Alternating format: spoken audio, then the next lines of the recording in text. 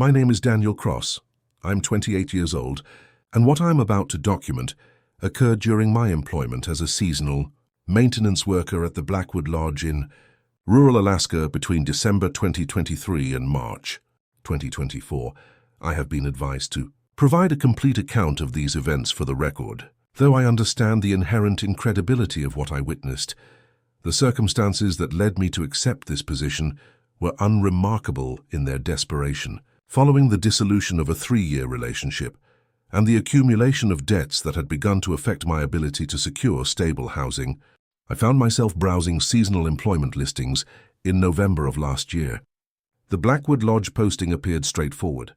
Maintenance work at a remote facility, December through March, with compensation of $4,000 monthly plus room and board.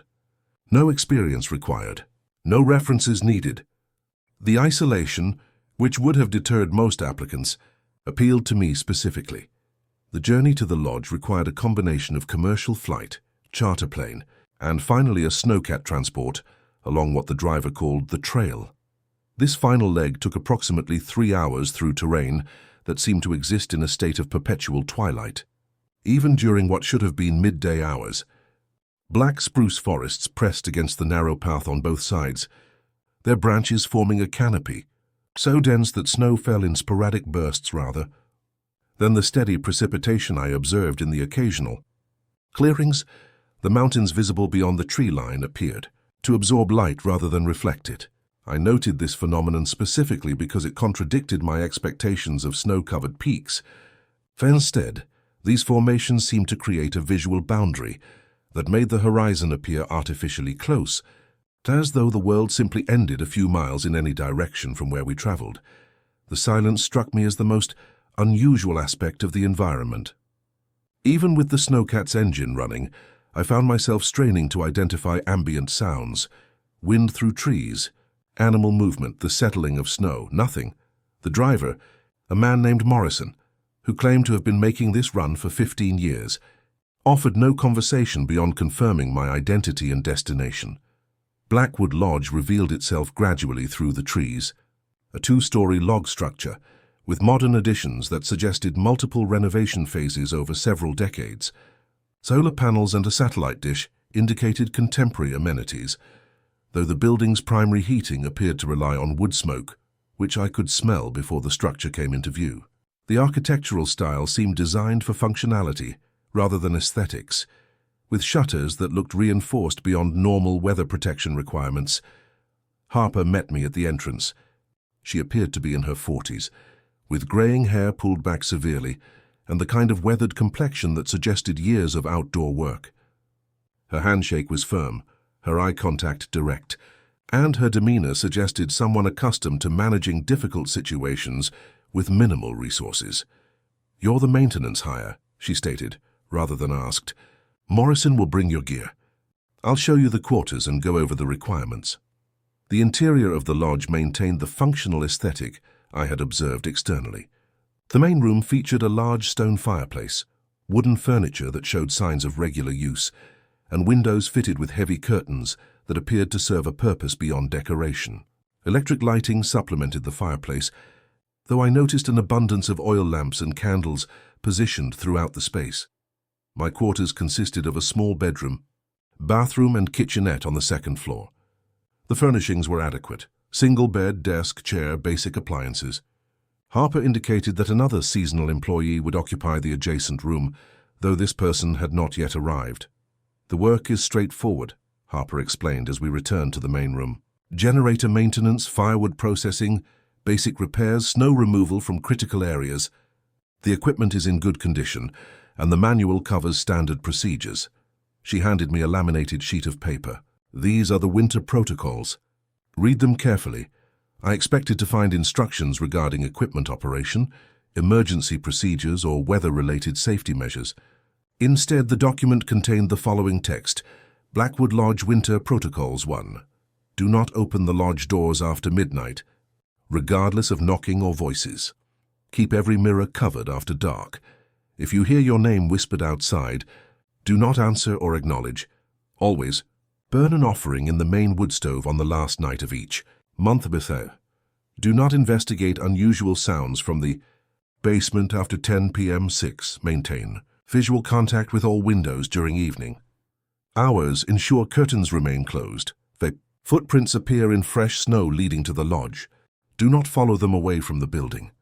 I examined the document more carefully, assuming I had misread or that this represented some form of hazing ritual for new employees. The laminated surface showed signs of handling, and the text appeared to have been printed professionally rather than created as a prank. "I'm sorry," I said, "but I think there might be some confusion about what kind of protocols these are." Harper's expression remained unchanged. "There's no confusion.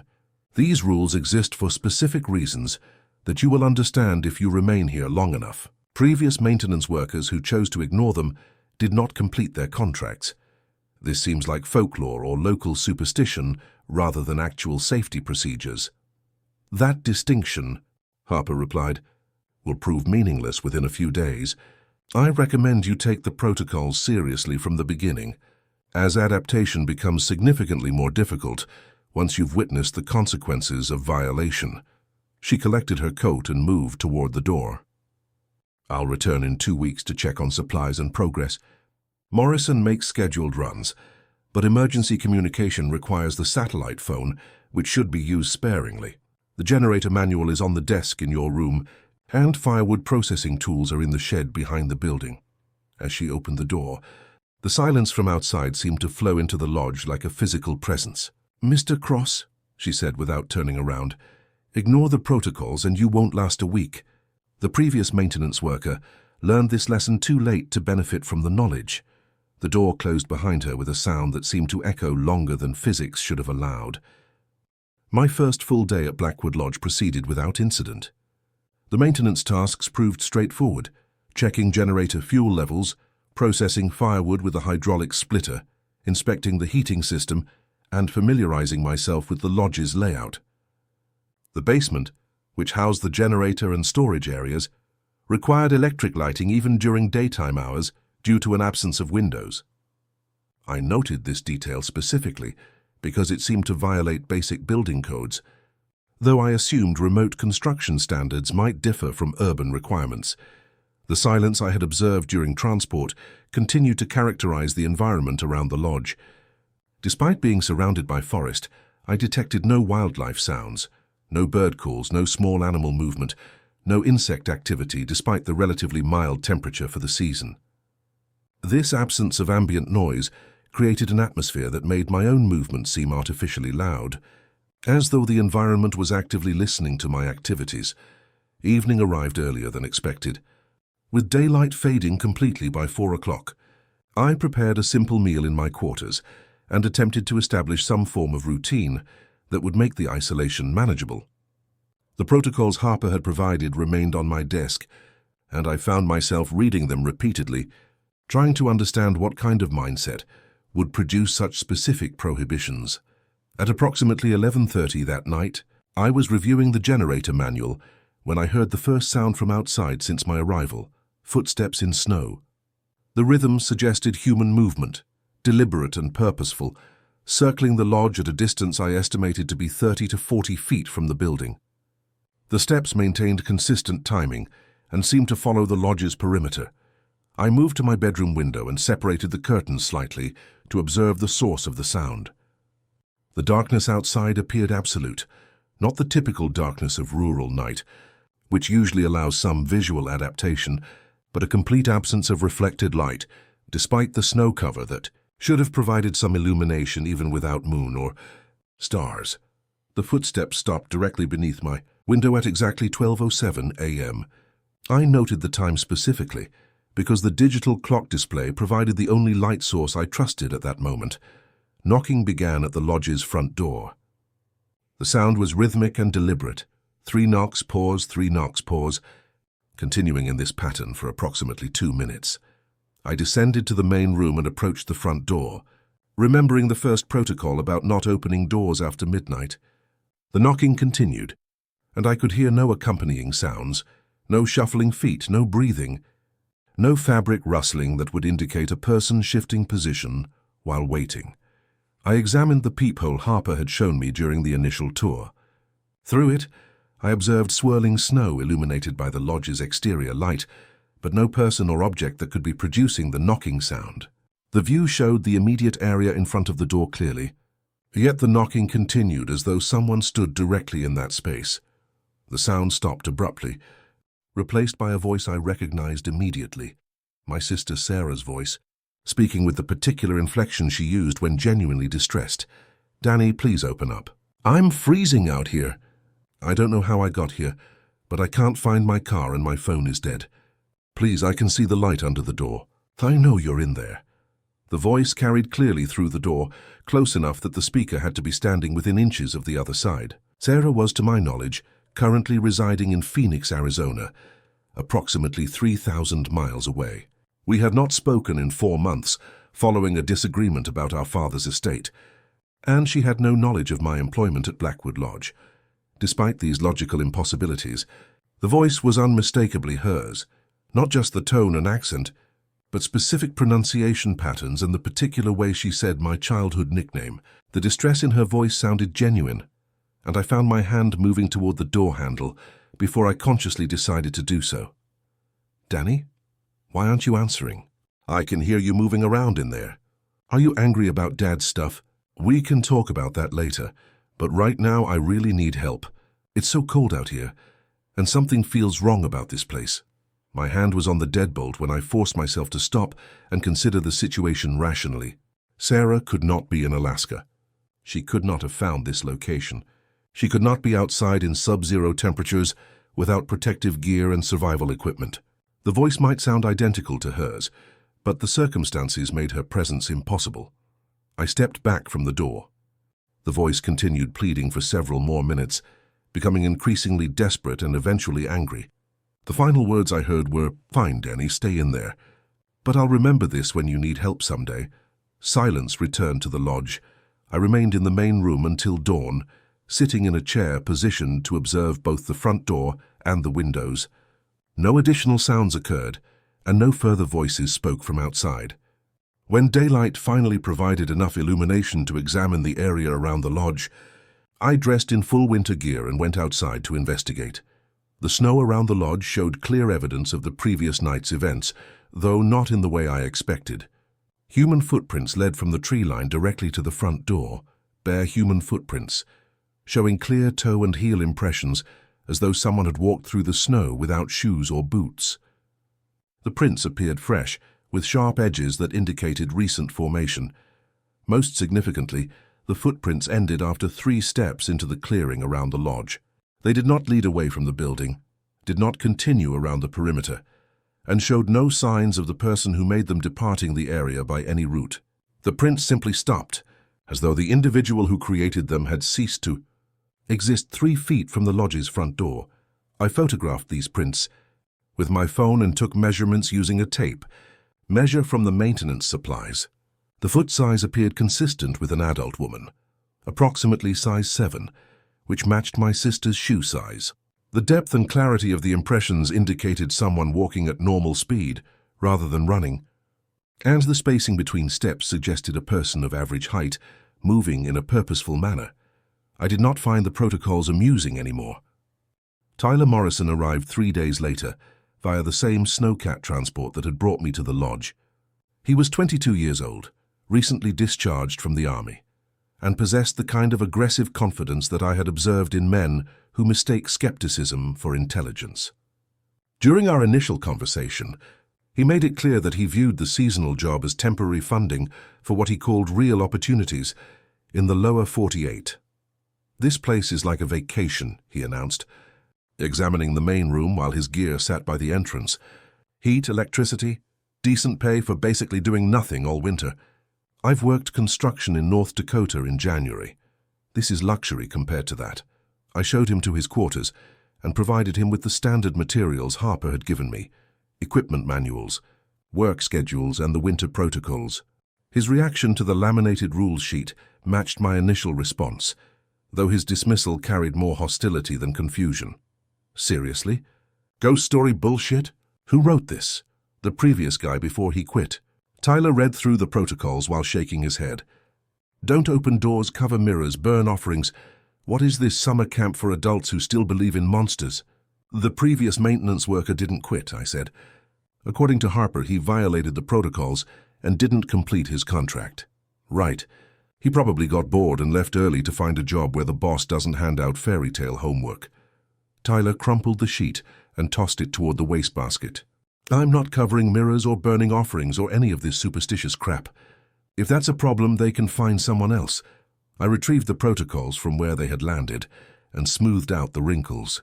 I've seen evidence that suggests taking them seriously might be advisable. Evidence? Like what? Footprints in the snow? Weird sounds at night? This is Alaska in winter. Everything is weird sounds and unexplained tracks. Bears, wolves, wind patterns, temperature changes affecting the building structure. There's a rational explanation for whatever spooked you. Over the following days, Tyler's approach to the protocols became deliberately provocative. He left lights on in rooms after dark, ignored the evening window covering requirements, and spoke loudly when working outside, as though challenging the environment to respond to his presence. His attitude seemed designed to demonstrate superiority over what he perceived as local superstition, and my own gullibility in taking the rules seriously. On Tyler's fourth night at the lodge, he decided to test the mirror protocol directly. During our evening meal, he announced his intention to leave the bathroom mirror uncovered to prove that nothing would happen. "Watch this," he said, removing the towel I had placed over the mirror after dark. "I'm going to brush my teeth, wash my face, and stare at myself in this mirror for 10 minutes.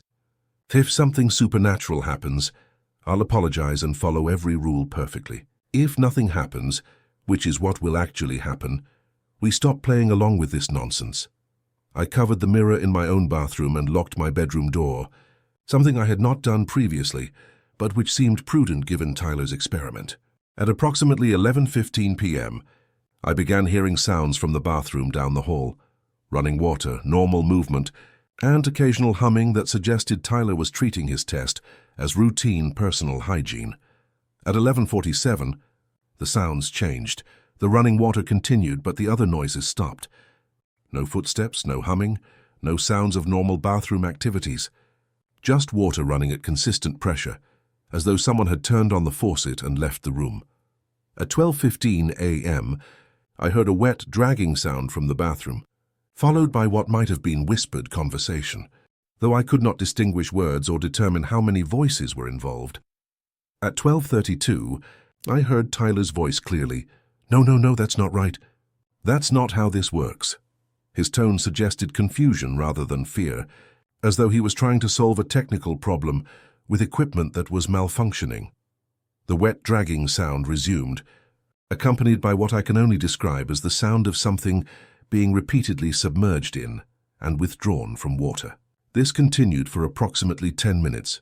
I opened my door carefully and observed light still emanating from under the bathroom door. Tyler's room was directly across from the bathroom, and his door stood partially ajar, though I could not see whether he was inside. Against what I recognized as better judgment, I approached the bathroom and listened at the door. The water was still running, and I could hear movement inside, but also a sound I had not noticed before. Quiet, rhythmic tapping, like fingernails against glass. I knocked softly and called Tyler's name. The sounds inside stopped immediately, followed by Tyler's voice. "I'm fine. Don't come in. I'm handling this." "Handling what?" "The mirror thing. It's probably just an optical illusion. Fatigue, weird lighting, something like that. I'm figuring it out." At 1:15 a.m. I heard the bathroom door open. Tyler's footsteps moved toward his room, but stopped in the hallway. Through my partially opened door, I observed him standing motionless between the bathroom and his quarters, staring back toward the bathroom as though something inside required his continued attention. I opened my door wider and saw Tyler's profile clearly. His eyes were focused on the bathroom doorway, his lips were moving in what appeared to be silent conversation with someone, and his hands were clenched into fists at his sides. Most notably, his reflection was visible in the bathroom mirror behind him, and while Tyler stood motionless in the hallway, his reflection appeared to be gesturing and moving independently. I grabbed a towel from my room and moved quickly to the bathroom, positioning myself to block Tyler's view of the mirror while throwing the towel over its surface. The moment the mirror was covered, Tyler stumbled backward as though he had been pulled forward by a rope that was suddenly cut. What the hell? He looked around the hallway with apparent confusion, then focused on me. How long was I standing here? About 45 minutes. What did you see in the mirror? Tyler returned to his room without answering. But I observed that his hands continued to shake for the remainder of the time I spent at Blackwood Lodge.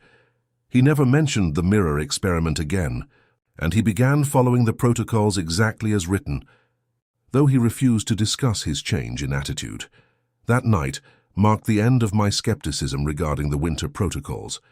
I had witnessed something that contradicted my understanding of physical reality, and I recognized that my survival might depend on accepting this contradiction rather than attempting to rationalize it.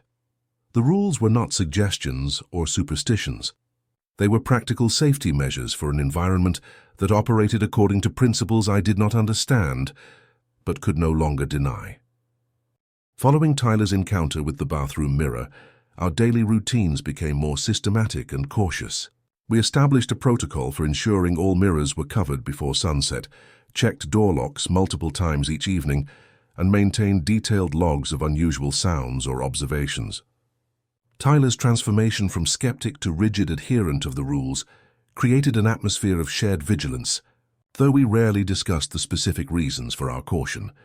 The maintenance work continued to provide structure for our days, but I found myself increasingly curious about the lodge's history and the origins of the winter protocols. Harper had mentioned previous maintenance workers who had failed to complete their contracts, and Tyler's experience suggested that the rules had been developed through practical necessity rather than folklore. During a routine inspection of the basement storage areas, I discovered a section behind the main firewood storage that I had not previously noticed. The space required crawling to access, and it appeared to have been deliberately concealed behind stacked wood rather than simply overlooked during my initial exploration of the basement. The concealed area contained a wooden trunk, approximately 3 feet long and 18 inches deep, with a combination lock that had been left open. Inside the trunk, I found a collection of notebooks, journals, and loose papers that appeared to document the experiences of previous lodge employees over a period spanning approximately 15 years. The earliest entries, written in careful handwriting on lined notebook paper, were dated December 2008 and signed by someone named Marcus Chen. His initial observations closely paralleled my own: skepticism about the protocols, confusion about the lodge's unusual atmosphere, and gradual recognition that the rules served a practical purpose. Day 12. The knocking started again last night, but this time I heard my brother's voice asking me to open the door. James has been dead for 3 years. I know this is impossible, but the voice was exactly right. Not just similar, but identical in every detail. I did not open the door, but I wanted to. The protocols make sense now in a way that I cannot explain rationally. Subsequent entries from Marcus documented escalating encounters with phenomena that defied conventional explanation. Voices of deceased relatives, footprints that appeared in locked rooms, mirrors that reflected spaces different from the ones they faced, and shadows that moved independently of their supposed sources. Day 28. I found my own footprints leading from the lodge to the tree line this morning, but I have not been outside since yesterday afternoon. The prints are definitely mine. I compared them to marks I made intentionally in the snow near the door. Someone or something walked to the forest wearing my boots, but it was not me. Marcus's final entry was dated January 15, 2009. The offerings work. I don't understand why, but they work. Burned hair and meat from my own supplies last night, as the protocols specify. The voices stopped. The footprints stopped. Everything stopped. I think I understand now what this place wants, but I don't think I can give it for 3 more months. The journal contained no entries after January 15th, though several blank pages remained unused. Additional notebooks documented similar experiences from other seasonal workers. Jennifer Walsh, 2011-2012. David Kim, 2014. Rebecca Torres, 2016-2017, and others whose names appeared on equipment logs I had seen in the maintenance shed. Each account followed a similar pattern: initial disbelief, gradual acceptance of supernatural phenomena, increasing reliance on the protocols for safety, and abrupt cessation of entries before the end of the winter season. Rebecca Torres's journal contained the most detailed observations about the nature of the phenomena surrounding the lodge. The thing that pretends to be people you know studies your reactions carefully. It learns from each interaction and becomes more convincing over time. Tonight it used my mother's voice, but it knew things about our relationship that I had never told anyone. Private conversations, childhood memories, specific phrases she used when I was upset. This suggests either supernatural knowledge or access to information that should be impossible to obtain. The footprints in the snow are not random. They follow patterns that correspond to the lodge's layout, as though something is mapping the building from outside. I have traced these patterns on paper, and they show detailed knowledge of room locations, window positions, and door placements. Whatever creates these prints is conducting systematic surveillance. One journal, written by someone named Paul Hendricks and dated 2019-2020, contained increasingly erratic handwriting and disturbing observations. It knows I'm reading these journals. Every time I return to the basement, the trunk has been moved slightly. The papers are arranged differently. It wants me to know that it knows. This is part of the game.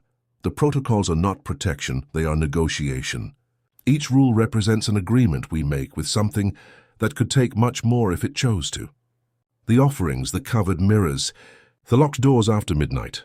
These are tribute payments to maintain a truce with something that views us as trespassers. Paul's final entries consisted primarily of the phrase "keep the rules" repeated dozens of times across multiple pages, with handwriting that deteriorated into barely legible scratches.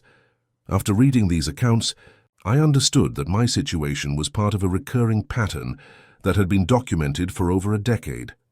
Each seasonal worker had experienced similar phenomena, had reached similar conclusions about the necessity of following the protocols, and had ultimately been unable to complete their full term of employment. That evening, I prepared for bed with the knowledge that I was participating in an established cycle of psychological deterioration that the lodge seemed designed to perpetuate. The winter protocols were not arbitrary rules created by management. They were survival strategies developed by previous occupants who had learned through direct experience what was required to coexist with whatever inhabited the area around Blackwood Lodge. I covered the mirror in my bathroom. I noticed that my own handwriting in the maintenance log was beginning to resemble the increasingly frantic style I had observed in Paul Hendricks's final journal entries. The recognition that I was following the same psychological trajectory as my predecessors was almost as disturbing as the supernatural phenomena that had necessitated the protocols. In the first place, at 3:17 a.m., I woke to find the basement door standing open. I had locked it before retiring, using the deadbolt that Harper had specifically recommended for securing that area during overnight hours. The door now stood partially ajar, and I could smell wood smoke drifting up from below, though the basement contained no fireplace or heating equipment that could produce such an odor. I closed and locked the door without investigating further, but I understood that my presence at the lodge was now being acknowledged by whatever force had driven previous workers to abandon their positions. The game, as Paul Hendricks had called it, was beginning in earnest. Supply runs to the nearest settlement occurred every 2 weeks, weather permitting, using the same snowcat transport that had delivered Tyler and me to the lodge. The settlement, which appeared on maps as Clearwater Junction, but which locals simply called the village, consisted of approximately 40 permanent residents, a general store, a fuel depot, and a combination post office and communication center that served the scattered population within a 100-mile radius. I had made 2 previous supply trips without incident, focusing on practical necessities and avoiding extended conversation with village residents. The isolation at Blackwood Lodge was beginning to affect my social skills, and I preferred to complete my business efficiently, rather than attempt to explain my employment situation to people who might ask uncomfortable questions about why anyone would choose to spend winter alone in the remote location where the lodge was situated. During my 3rd visit to the village, in late January, I encountered Elias Kowalski at the general store. He appeared to be in his 70s, with white hair, deeply weathered skin, and the kind of steady gaze that I had observed in people who had spent decades working in challenging outdoor conditions. He was examining fishing equipment when he noticed the Blackwood Lodge keys attached to my belt. "You're working at the old place," he said, nodding toward the keys rather than asking a question. "Seasonal maintenance through March," I confirmed, unsure why his observation seemed significant. "Still keeping that place alive, huh?" Elias set down the fishing reel he had been examining and focused his attention entirely on me. "How long you been there now?" "About 6 weeks." 6 weeks. He repeated this as though calculating something. "You following the winter protocols Harper gives everyone?" The question surprised me because I had assumed the protocols were internal lodge policies rather than information that would be known to village residents. "You're familiar with those rules?" "Familiar." Elias smiled, but the expression carried no warmth. "Son, I helped write half of those rules. Been trapping in that area for 43 years, and I've seen what happens when people don't take proper precautions around that ground." He gestured toward the store's coffee area, which consisted of 2 small tables and a bench near a wood-burning stove. "You got time to hear some advice from someone who knows that territory?" I followed him to the seating area, recognizing an opportunity to gain information about the phenomena I had been experiencing. Elias poured coffee from a pot that had been warming on the stove and sat across from me at one of the small tables. "The lodge sits on bad ground," he began without preamble. "Always has, probably always will. The people who built that place either didn't know or didn't care, but they put a permanent structure right in the middle of territory that doesn't welcome permanent structures." "What kind of territory?" "The kind where things hunt that shouldn't exist, where the forest watches you back, and where the dead don't stay buried the way they're supposed to." Elias spoke matter-of-factly, as though describing weather patterns or soil conditions. "My grandfather trapped that area before me, and his father before him. They had stories about sounds in the winter, about tracks that didn't match any animal they knew, about voices calling from places where no people should be." He paused to drink his coffee, then continued, "When they built the lodge in the 80s, we figured maybe a permanent human presence would change things. Make the area safer, drive off whatever was making trouble for people passing through. Turned out the opposite was true. Having people stay there year-round just made whatever lives in that forest more interested in human contact." "You're talking about the phenomena described in the protocols?" "I'm talking about predators that hunt using shapes and voices of people you care about. I'm talking about things that can look like your family members, sound like your friends, and know details about your life that they shouldn't have access to. The protocols exist because people learn through bad experiences what works to keep those things at a distance." Elias leaned forward, and his voice became more serious. "The woods don't forgive mistakes, son. They take shapes, you know. They want you to open the door, to trust the familiar voice, to believe that the person you care about is really out there needing help. Every generation, some fool thinks they can ignore the rules because they know better than everyone who came before. Those people don't come back to tell others what they learned. What exactly are we dealing with? What kind of entity or force creates these phenomena?" That's the wrong question. Doesn't matter what they are or where they come from. What matters is that they're territorial, they're patient, and they learn from watching human behavior. They've been studying people in that area for decades now, getting better at mimicking what we care about, more convincing at presenting themselves as something that needs help or deserves trust. Elias finished his coffee and stood to leave, but paused to deliver what seemed like a prepared warning. "Never trust a reflection after dark. It's not you looking back, no matter how much it looks like you or acts like you. The mirror protocols exist because reflections can be controlled by things that understand human psychology better than we understand ourselves." As he prepared to leave the store, I asked, "How do people survive a full winter in that location?" "Most don't. Most find excuses to leave early, or they break under the psychological pressure and request emergency evacuation. The few who stay the full term, they're different afterward, changed by having to negotiate with forces that most people never have to acknowledge exist." "Changed how?" Elias stopped at the door and looked back at me. "They understand that the world operates according to rules that aren't taught in schools or discussed in polite conversation. They know there are things living alongside us that most people never see. and they know how thin the barriers are between what we call normal life and what actually exists in places where human civilization hasn't established complete control. He opened the door, letting in cold air that seemed to carry scents of pine and something else, something organic and unfamiliar. The protocols aren't superstition, son.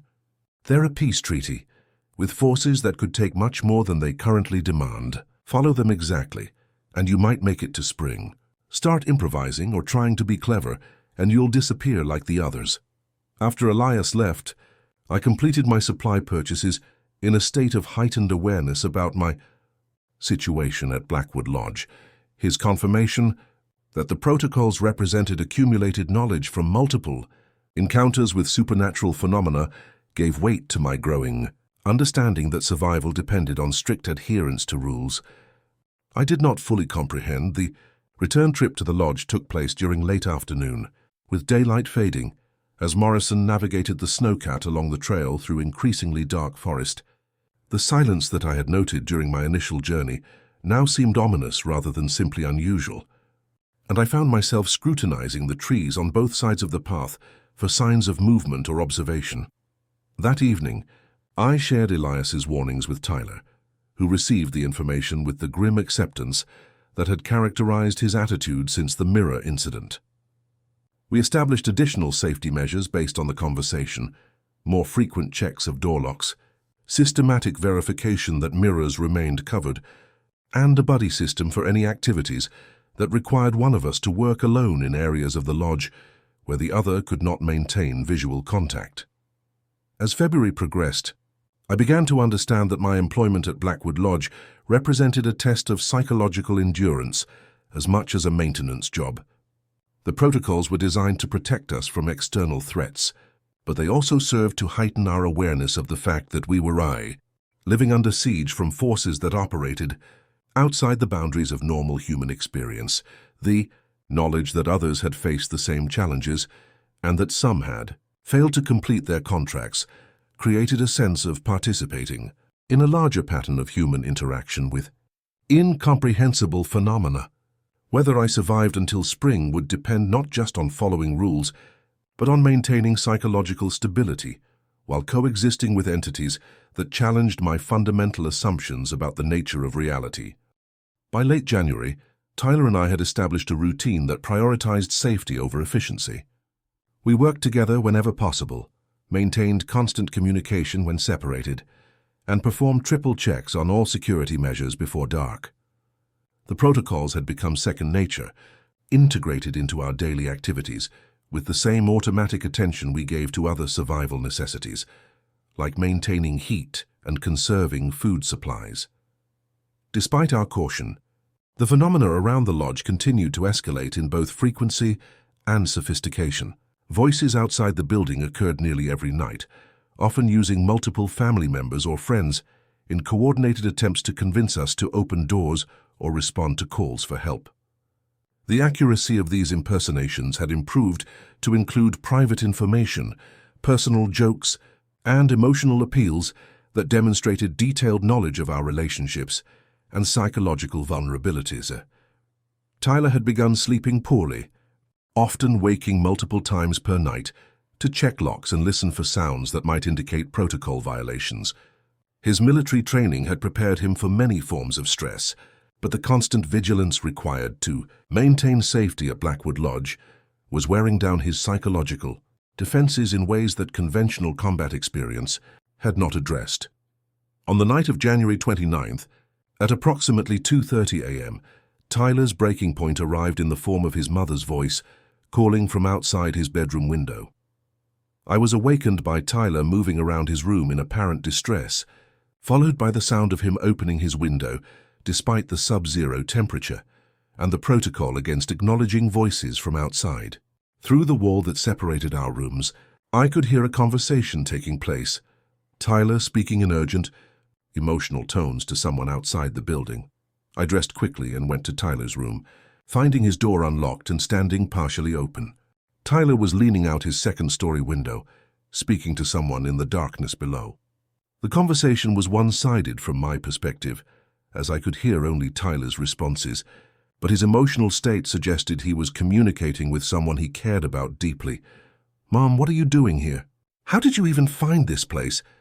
Tyler's voice carried confusion and concern rather than fear. "You can't be outside in this weather. You need to get inside where it's warm." He paused as though listening to a response, then continued. "I can't just leave work. The contract runs through March, and I need this money for the apartment deposit when I get back. But if you're really here, if something's wrong at home..." I moved to the window and positioned myself to observe what Tyler was seeing. The area below his window was illuminated by exterior lights that should have revealed anyone standing in the snow. But I saw no person, no movement, and no tracks that would indicate someone had approached the building. "Tyler," I said quietly, "so there's no one outside?" He turned toward me with an expression of frustrated confusion. "She's right there. You can't see her. She's standing by the tree line, and she says she's been walking for hours trying to find this place." I looked again at the area where Tyler was pointing. The tree line was approximately 50 yards from the lodge, barely visible in the exterior lighting, and showed no signs of human presence. More significantly, the snow between the lodge and the trees displayed no footprints or disturbance that would indicate anyone had crossed that space. "Tyler, think about this logically. How would your mother have gotten to Alaska? How would she have found this location? How would she have traveled from the nearest road to the lodge without proper winter gear?" Tyler looked back toward the tree line, and his expression began to change from confusion to recognition of the impossibility I was describing. "But it sounds exactly like her. She knows things about our family, about conversations we had before I left for this job." As if responding to his growing doubt, the voice from outside became more urgent and emotional. This time I could hear it clearly, a woman's voice carrying across the space between the building and the forest. "Tyler, please don't leave me out here. I drove all this way to see you because the doctors found something on the tests. I didn't want to tell you over the phone, but I need my son with me right now." The voice was convincing in every detail, tone, accent, emotional inflection, and the specific way Tyler's mother addressed him based on my knowledge of their relationship from our previous conversations. The appeal was designed to exploit Tyler's love for his family and his guilt about taking a job that prevented him from being available during a potential medical crisis. Tyler's resolve crumbled visibly. "I have to help her. I can't leave my mother standing outside in this cold, regardless of how she got here or whether it makes sense." He moved toward his bedroom door with the intention of going downstairs to open the lodge's main entrance. I blocked his path and reminded him of the first protocol: no opening doors after midnight, regardless of voices or knocking. "The rules exist for this exact situation," I said. "Whatever is using your mother's voice knows exactly what to say to make you violate the protocols. This is how people disappear from this place. But what if it really is her? What if she really needs help? And I let her freeze to death because I was following some superstitious rules about not opening doors." The moral dilemma Tyler faced represented the core psychological challenge of surviving at Blackwood Lodge.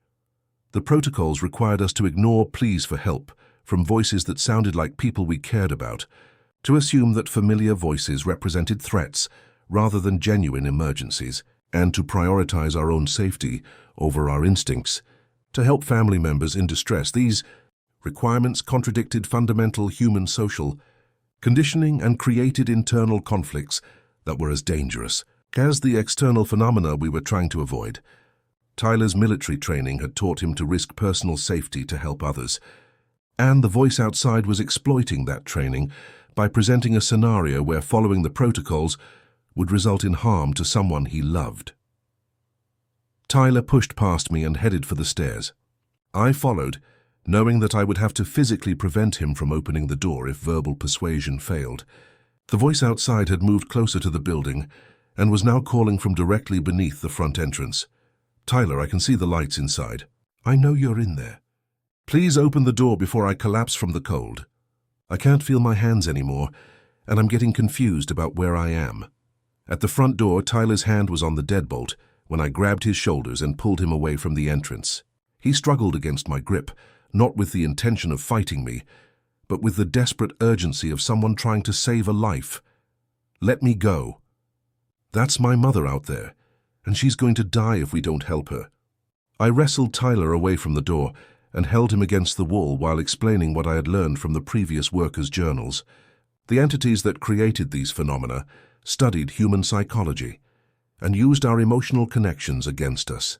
They impersonated people we cared about specifically because they knew we would risk our own safety to help family members in distress. "Your mother is not in Alaska," I repeated. "Your mother did not walk through sub-zero wilderness to find this lodge. Your mother is not standing outside that door. Whatever is using her voice wants you to open that door, and based on what happened to previous workers who violated the protocols, you will not survive the experience." The voice outside continued calling for several more minutes, becoming increasingly desperate and eventually accusatory. "Tyler, I can't believe you're leaving me out here to die. I raised you better than this. When you find out what happens to me because you wouldn't help, you'll have to live with that guilt for the rest of your life." Tyler stopped struggling against my grip and began crying, not from fear, but from the anguish of being forced to choose between survival and the possibility that he was condemning his mother to death. The psychological torture was precise and devastating, designed to break down his adherence to the protocols through emotional manipulation rather than physical force. At approximately 4 a.m., the voice outside stopped calling. Tyler and I remained in the main room until dawn. When we were finally able to examine the area around the front door for evidence of the previous night's events, the snow outside showed no footprints, no disturbance, and no indication that anyone had approached the lodge during the night. Tyler stared at the unmarked snow for several minutes, then returned to his room without speaking. From that point forward, Tyler followed the protocols with mechanical precision, but his psychological state had been fundamentally altered by the experience of being forced to ignore what sounded like his mother's plea for help. He rarely spoke unless necessary, performed his work tasks with efficiency but no enthusiasm, and spent increasing amounts of time staring out windows toward the tree line as though watching for something he expected to return. I recognized that Tyler had crossed a psychological threshold from which recovery might not be possible. The protocols had saved his life, but the cost had been his peace of mind and his faith in his ability to distinguish between genuine emergencies and supernatural manipulation. He had learned to survive at Blackwood Lodge, but survival had required him to become someone who could ignore his mother's voice calling for help in the darkness. February passed with increasing tension as Tyler's psychological state continued to deteriorate despite our successful adherence to the winter protocols. He had stopped eating regularly, slept in irregular intervals, and spent hours standing at windows observing the tree line for movement that only he seemed to detect. Our conversations became limited to work-related necessities, and I began to worry that his mental breakdown might pose a safety risk that the protocols had not been designed to address. The final night of February arrived with unusual atmospheric conditions, complete absence of wind, temperatures that seemed stable despite being well below zero, and a quality of silence that felt more oppressive than the normal quiet we had grown accustomed to experiencing. The air itself seemed to carry a sense of anticipation, as though the environment was preparing for an event of particular significance. According to the winter protocols, the last night of each month required burning an offering in the main wood stove, dried meat, a small amount of bread, and 3 drops of blood from the person performing the ritual. The journals I had found in the basement suggested that this monthly offering served to maintain some form of agreement or truce with whatever forces inhabited the area. Around the lodge, previous monthly offerings had proceeded without incident. I had performed the ritual exactly as described in the protocols, burning the required materials in the main room's wood stove, while Tyler watched nervously from a distance. The fire had always burned normally, consuming the offerings and producing ordinary ash and smoke that dissipated through the chimney without unusual effects. On February 28th, Tyler announced his refusal to participate in or acknowledge the monthly offering. "I'm not feeding the forest," he stated, while I prepared the required materials. "I'm not giving blood to whatever lives out there. And I'm not going to pretend that burning meat in a fireplace accomplishes anything except wasting food supplies." Tyler's objection represented a fundamental rejection of the protocol system that had kept us safe for 2 months. His rational mind had recovered enough to rebel against practices that seemed like primitive superstition. but his emotional state remained too fragmented for him to remember why the protocols had been established in the first place. "The offerings have worked for 2 months," I reminded him. "Every previous worker documented the necessity of maintaining this monthly ritual. The consequences of skipping it are described in multiple journals as catastrophic. The consequences are psychological manipulation designed to keep us afraid and compliant. There's nothing supernatural happening here, just isolation, stress, and suggestion, causing us to interpret normal events as paranormal phenomena. I'm not participating in rituals based on fear and superstition." Tyler's skepticism had returned with a vengeance, as though his mind was attempting to protect itself from further psychological damage by denying the reality of everything we had experienced. This form of defensive rationalization was understandable but dangerous, as it prevented him from taking precautions that had proven necessary for survival. At 11:30 p.m., I began the offering ritual alone. I placed dried venison, a small piece of bread, and 3 drops of my blood into the main wood stove and lit the fire using matches from the lodge's emergency supplies. The flames initially burned normally, consuming the materials and producing expected heat and light. At 11:57, the fire began burning with unusual intensity and color, producing flames that appeared almost white rather than the normal orange and yellow. The heat output increased dramatically, warming the main room to an uncomfortable degree despite the sub-zero outside temperature. At exactly midnight, the lodge began to shake. The trembling started as a subtle vibration in the floor, similar to what might be caused by heavy machinery operating nearby. Within minutes, the shaking intensified to resemble seismic activity, causing dishes to rattle in cabinets and books to fall from shelves. The sound was not like an earthquake, however, but rather like something enormous striking the building from outside with rhythmic, deliberate force. The windows throughout the lodge exploded inward simultaneously, filling the main room with glass fragments and allowing Arctic air to pour into the building. The exterior lights failed, leaving us in darkness except for the unnaturally bright fire in the wood stove, which continued burning despite the wind and snow entering through the broken windows. From outside the lodge came sounds unlike anything I had previously experienced, a chorus of voices calling our names, but distorted and multiplied, until they created a cacophony that seemed to come from dozens or hundreds of sources simultaneously. The voices included every family member, friend, and acquaintance either Tyler or I had ever mentioned during our conversations, all pleading, demanding, or commanding us to come outside. Tyler, terrified by the sudden escalation of phenomena, ran toward the front door with the intention of fleeing the lodge entirely.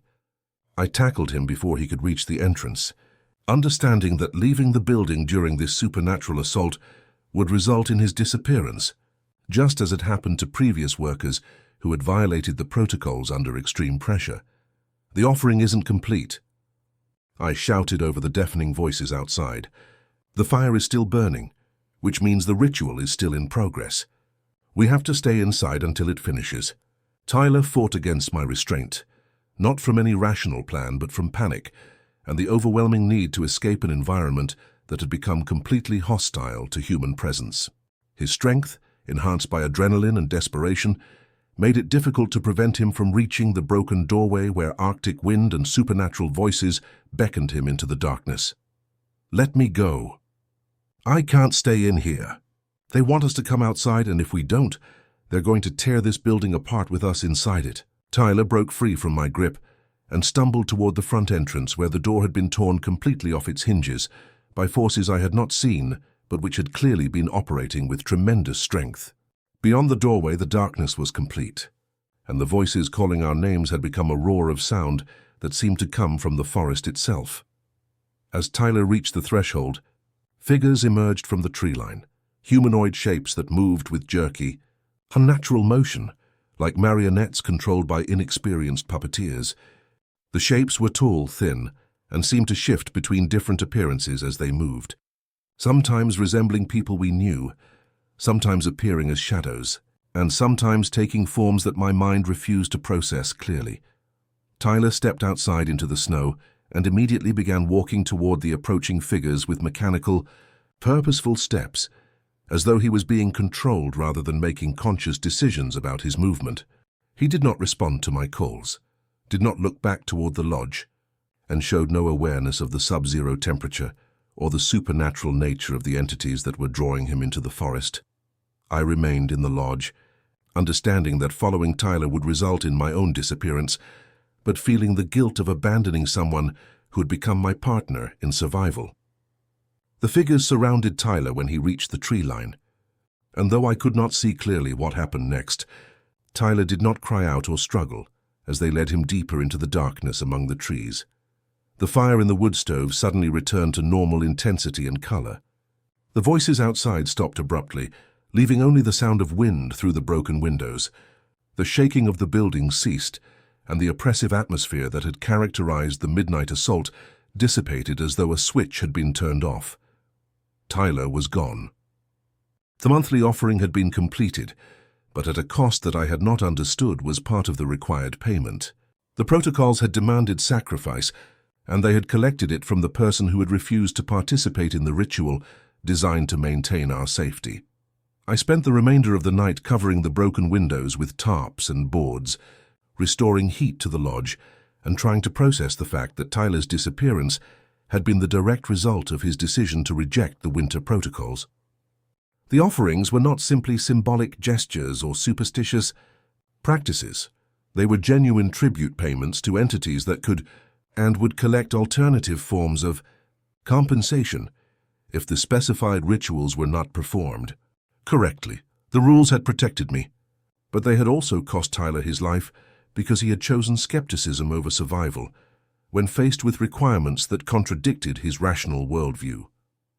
I had learned that coexistence with the supernatural forces around Blackwood Lodge required not just following protocols, but accepting that those protocols represented genuine negotiations with entities that operated according to principles beyond human understanding. The weeks following Tyler's disappearance established a new routine characterized by solitude, hypervigilance, and the gradual understanding that my psychological state was following the same trajectory documented in the journals of previous maintenance workers. I repaired the lodge's damaged windows using materials from the basement storage area, restored normal heating and lighting, and continued performing the maintenance duties that had originally brought me to Blackwood Lodge. The work had become mechanical and purposeless, serving primarily to provide structure for days that would otherwise be consumed by anxiety and anticipation of the next supernatural encounter. I maintained detailed logs of daily activities, unusual sounds, and atmospheric conditions, partly for future reference but mainly to preserve some connection to rational documentation in an environment where rationality had proven insufficient for survival. Tyler's personal belongings remained in his room, exactly as he had left them, and I found myself unable to disturb or relocate items that served as reminders of his presence at the lodge. His military uniform hung in the closet, his books remained stacked on the desk, and his coffee mug sat unwashed beside the kitchenette sink. These objects had become a memorial to someone who had survived military combat, but had been defeated by forces that operated outside the scope of conventional training or experience. The winter protocols had evolved from external rules imposed by lodge management to internalized survival instincts that governed every aspect of my behavior. I covered mirrors automatically at sunset, checked door locks multiple times each evening, and prepared monthly offerings with the same attention to detail that I gave to maintaining heat and electrical power. The protocols were no longer restrictions on my freedom. They had become the framework within which freedom remained possible. March arrived with subtle changes in daylight duration and temperature that indicated the approach of spring, though the supernatural phenomena around the lodge showed no corresponding seasonal variation. Voices continued calling from outside the building during nighttime hours. Footprints appeared regularly in fresh snow, and I occasionally observed movement in the tree line that suggested ongoing surveillance by entities that did not require rest or shelter. The isolation had begun, affecting my ability to distinguish between sounds that required attention and background noise that could be safely ignored. Every settling timber in the lodge's structure, every gust of wind against the windows, and every natural sound from the forest became a potential threat that demanded investigation and assessment. This constant state of alertness was exhausting and unsustainable, but reducing vigilance could result in missing genuine dangers among the false alarms. On March 15th, Harper returned to the lodge for her scheduled inspection of the facility and evaluation of winter operations. She arrived via Snowcat in late afternoon, carrying supplies and administrative materials that suggested her visit would last several days. Her appearance was unchanged from my initial meeting in December, but her demeanor seemed more cautious and evaluative, as though she was assessing my psychological condition as much as the lodge's physical maintenance. "Where's the other seasonal worker?" she asked immediately upon entering the main room. "Tyler Morrison left the premises on February 28th, I reported, using language that felt appropriately formal for what had essentially been a supernatural abduction. He violated the winter protocols regarding monthly offerings and departed during the night without collecting his personal belongings or providing notice of his intention to terminate employment." Harper nodded as though this information confirmed her expectations. Same pattern as previous years. The psychological pressure becomes too intense for most people by late February, and they either request emergency evacuation or simply abandon the position without completing their contracts. Her casual acceptance of Tyler's disappearance suggested that losing seasonal workers was a predictable and recurring aspect of lodge operations. Harper was not surprised by his absence, did not request detailed explanations about the circumstances of his departure, and seemed primarily interested in confirming that I remained psychologically stable enough to continue performing maintenance duties. "How are you managing the isolation and the winter protocols?" she asked while examining my maintenance logs and supply inventories. "The protocols have become routine. I understand their necessity and follow them exactly as specified. Any violations or compromises in the protocol system?" "No violations. The monthly offerings have been performed on schedule. Mirrors are covered nightly. Doors remain locked after midnight, and I do not respond to voices from outside the building." Harper spent 2 days inspecting the lodge's systems, reviewing my documentation, and observing my behavior for signs of the psychological deterioration that had affected previous workers.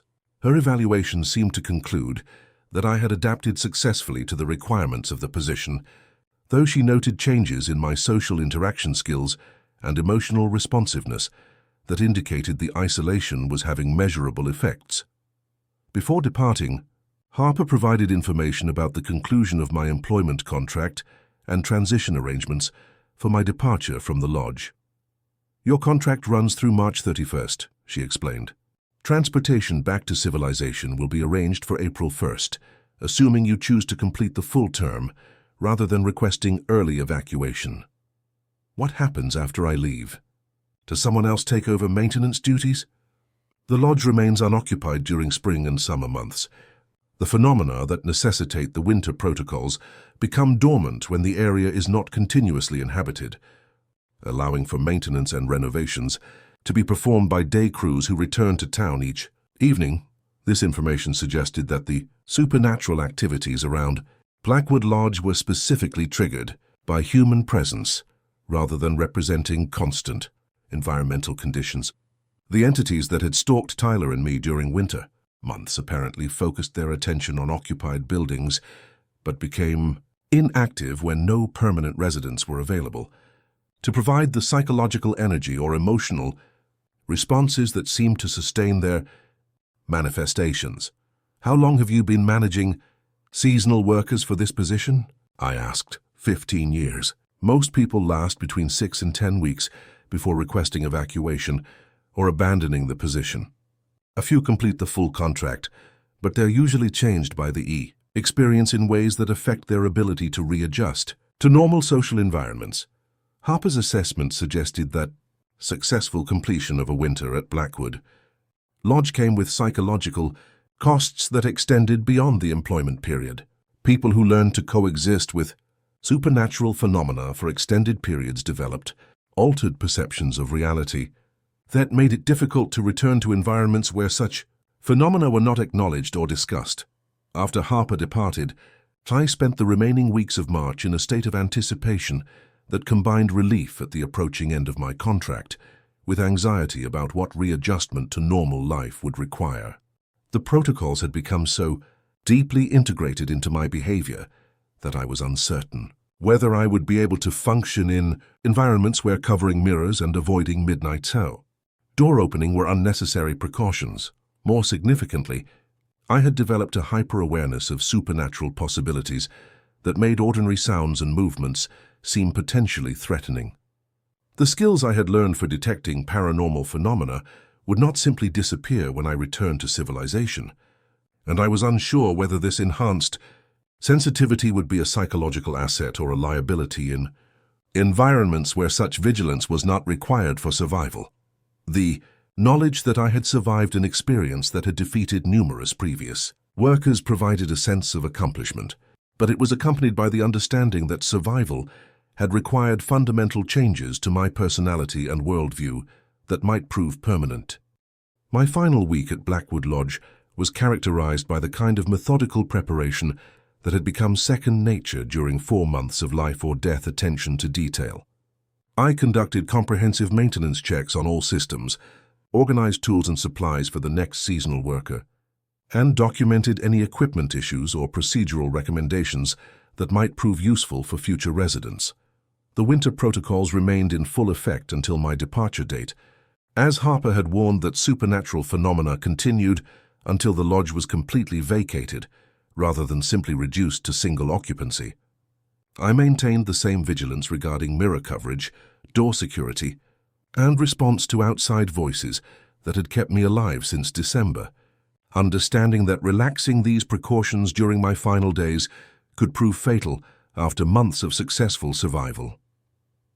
On March 30th, I performed the final monthly offering of my contract, burning the required materials in the main wood stove, while reflecting on the fact that this ritual had cost Tyler his life, but had somehow satisfied whatever entities demanded tribute from lodge residents.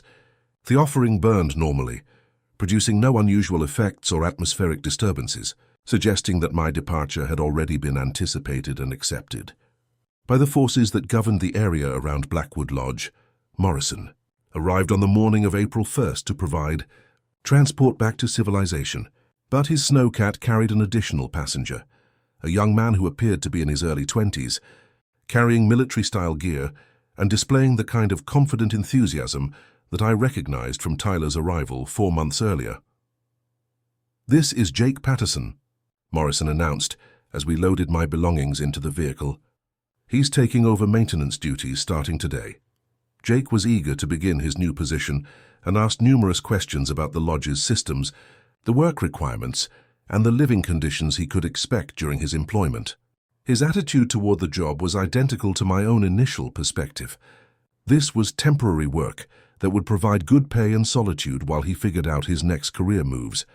I recognized an opportunity to potentially save someone from experiencing what Tyler and I had endured, though I was uncertain whether warnings about supernatural phenomena would be taken seriously by someone who had not yet witnessed evidence of their reality.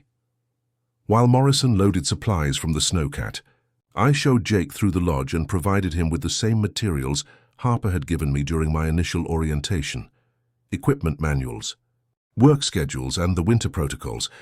His reaction to the laminated rule sheet followed the predictable pattern of confusion, amusement, and dismissive skepticism. "Seriously? Don't open doors at night, cover mirrors, burn offerings."